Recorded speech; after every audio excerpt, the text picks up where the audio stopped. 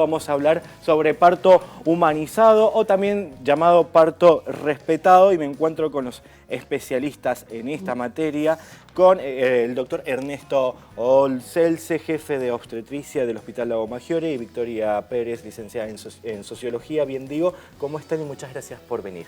Muchas gracias por convocarnos. Bueno, y empecemos a hablar un poquito de qué trata o a qué se le denomina parto humanizado.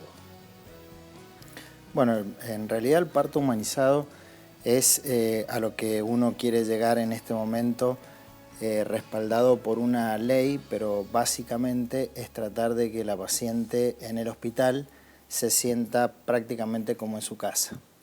Es decir, haber pasado de una etapa en la cual el parto sufrió una situación en la cual era prácticamente comandada por la institución a la cual se dirigía la paciente, a la actualidad en donde la verdadera protagonista del mismo debería ser ella. Hay una situación que no sé si se está cumpliendo o no se está cumpliendo en la provincia de Mendoza respecto al parto humanizado o parto respetado, que podemos decir que es lo mismo. Exacto. Sí, ¿Se cumple o no se cumple? En realidad, obviamente que se cumplen, además una ley debe ser cumplida como tal. Estamos hablando de la ley 25.929. Exactamente. Lo que pasa es que, como decía recién, el parto en cierta forma sufrió una medicalización a veces excesiva. Entonces, lo que trata de hacer a través de la ley es un poco volver a las fuentes, como explicaba, en donde la paciente sea protagonista y sea capaz de elegir lo que ella quiere, y de una manera obviamente totalmente preestablecida, y en donde ella haya sido, diríamos, explicada y para que pudiera comprender los alcances de lo que ella tiene que hacer o de lo que ella quiere hacer en definitiva.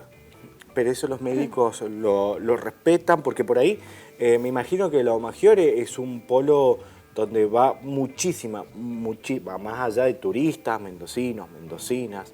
Es como el polo central del Gran Mendoza, donde van muchas mujeres en busca de ayuda, de información, a dar a luz. También se encuentra el riesgo del doctor, decir, bueno, respeto, pero esto hay que hacerlo un poquito más rápido, se puede hacer, mirá, vamos a cesárea directamente. Si una mujer dice, bueno, quiero también parir en el agua, porque está en el Hospital Carrillo el parto acuático, ¿se dan esas medidas? ¿Se contemplan o es complicado en la situación actual?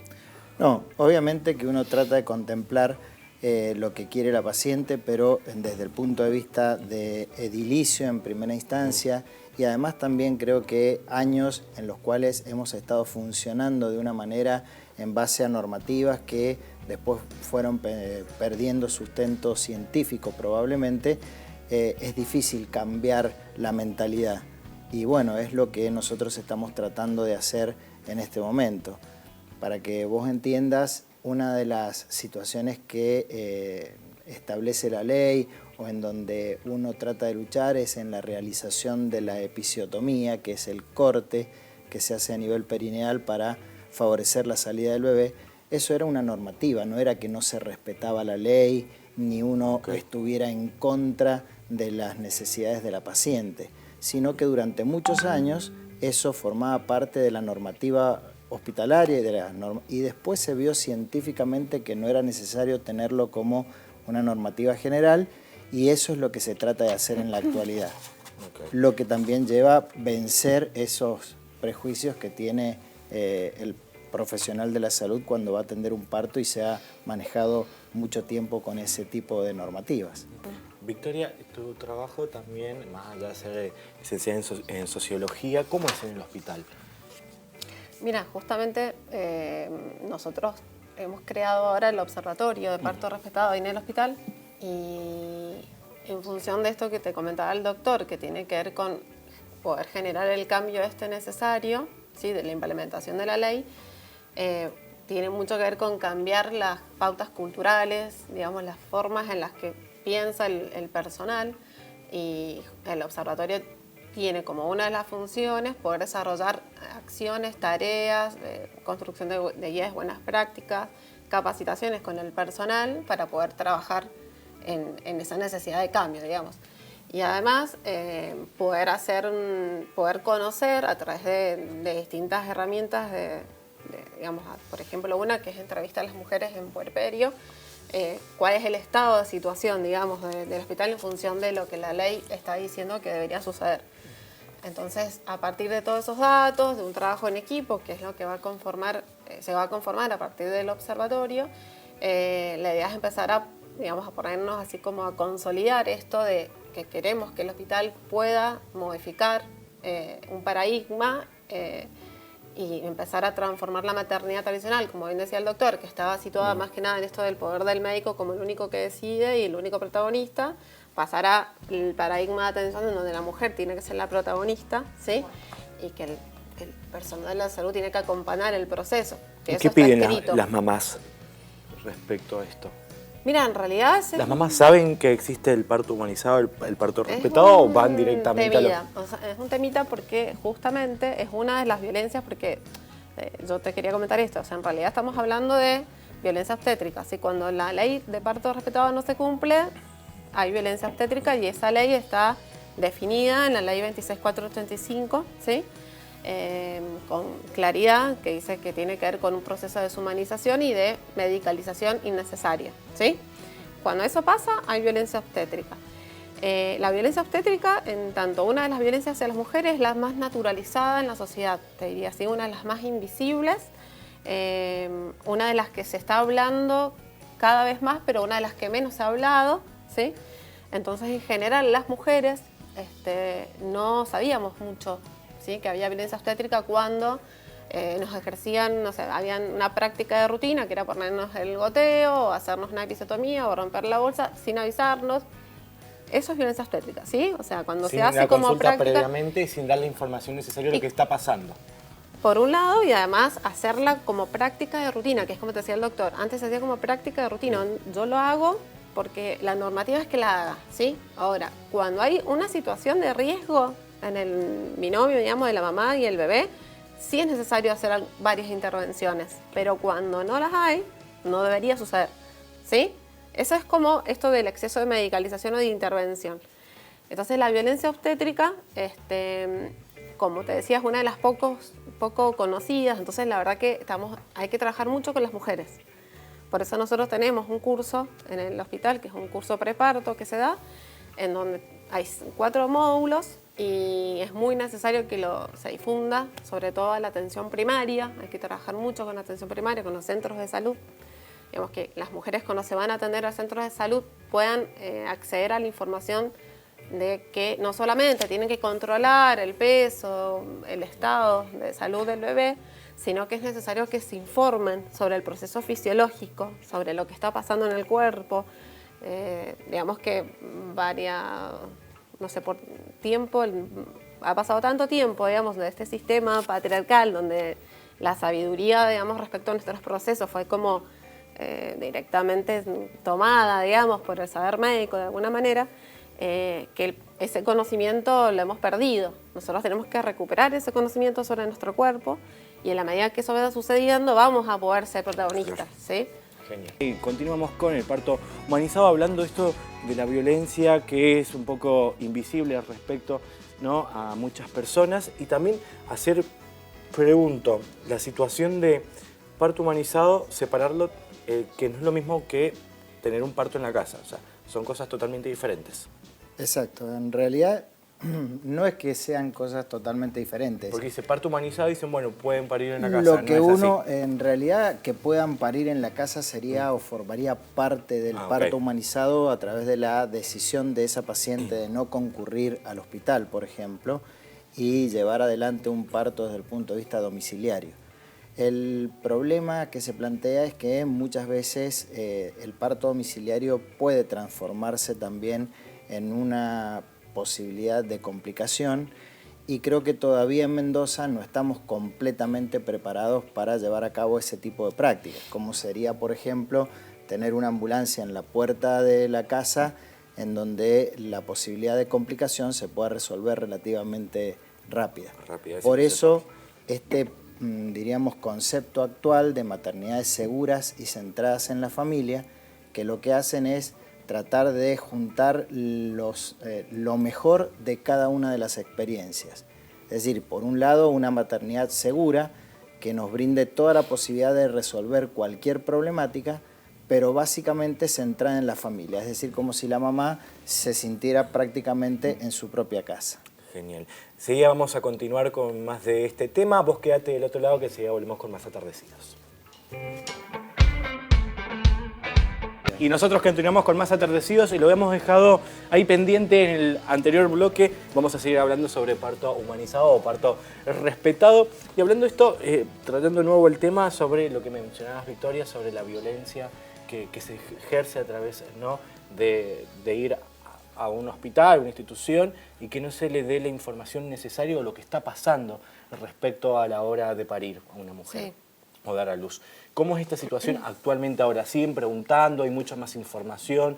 ¿Hay gente que ve más o lee un poquito más respecto a la hora de ir a dar a luz? Mira, en realidad lo que hoy hablábamos con otra periodista era que justamente para quienes venimos trabajando mucho esto, hay muchas organizaciones a nivel nacional y provincial que vienen tomando el tema del parto respetado y de la violencia obstétrica. Entonces, bueno, gracias a este movimiento se ha ido como generando más conciencia. El tema es que esa mayor conciencia o acceso a la información se ha dado en los sectores medios altos, digamos, en las mujeres, que son las que han accedido a mayor información y están a lo mejor transitando sus embarazos justamente con otras prácticas y otros paradigmas, ¿sí? Con el paradigma del parto respetado. El tema es las mujeres que se atienden en los sectores públicos, que por ahí su vida transita de otra manera, tienen otras necesidades quizás más apremiantes y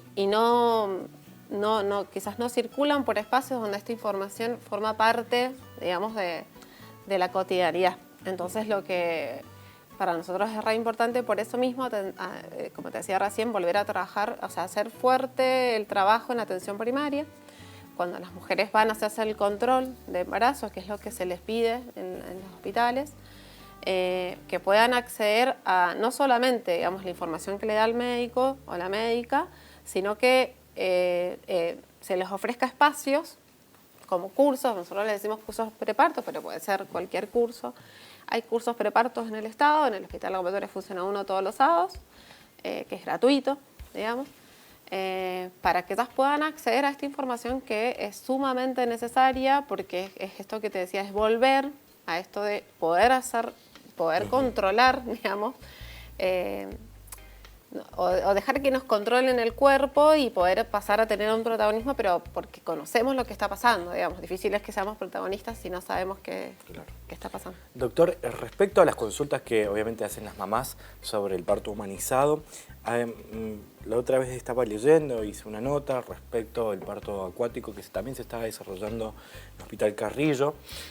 ¿Cómo es esta situación de dar a luz? Porque creo que muchas personas no saben las distintas maneras que uno puede llegar a dar a luz. Y hay algo que supongo, porque tengo amigas que son mamás, respecto al acompañamiento. Esa persona que tienen cercanía y confianza, por ejemplo el esposo, una amiga, la misma madre. ¿Cómo es esa situación? ¿Qué preguntan? ¿Y cuáles son las formas de dar a luz que por ahí se pueden dar a una institución aquí en la provincia? Bueno, en primer lugar, creo que uno de los factores más importantes que se ha resuelto en esta última etapa es justamente el tema del acompañamiento. Y para que un poco uno entienda en qué sector estábamos parados, en el Hospital Lago Maggiore, por ejemplo, desde el punto de vista edilicio, era difícil ingresar a una sala de partos o con un acompañante en general. Entonces, una de las normativas era que solo en algunos momentos podía ingresar acompañada y fundamentalmente con su pareja. Hasta que la sociedad nos empezó a demostrar que no siempre existe la pareja, o que esa pareja podía ser de un sexo diferente, o que el acompañante que la mujer eligiera podía ser a lo mejor su mamá en ese momento. Entonces, todo esto fue lo que ha ido cambiando progresivamente y quizás uno de los factores más o que provocaba mayor ansiedad, que es la de poder ingresar a tener un parto sin el acompañamiento correspondiente, hoy es uno de los factores en los cuales tenemos menos problemática. Se adaptó en cierta forma el hospital para que pudiéramos ingresar a sala de partos acompañados, se cambió algunos parámetros del control y hoy la mamá puede acompañar o entrar acompañada con quien ella desee. Las posibilidades o las alternativas de atención en general también no son tantas. Es decir, partiendo de la base que el Hospital Lago Mayores no tiene una pileta para llevar adelante un parto acuático, por ejemplo, entonces eso está implementado en el Hospital Carrillo y esto es lo que en cierta forma algunas mujeres en salud pública deberían estar direccionadas hacia cada una de las instituciones que le pueda brindar lo que ella desea. Genial. Entonces, rápidamente para ir cerrando el tema y agradecerles que hayan venido hasta el Living de Atardecidos, ¿dónde se puede encontrar información donde la mamá o cualquier persona se puede tener un poquito más de panorama respecto a estos temas? No bueno, sé, a través de alguna básicamente página. lo que dijo Victoria, que es lo que nosotros tratamos de buscar, es que la mamá también debería ser protagonista durante todo el control del embarazo.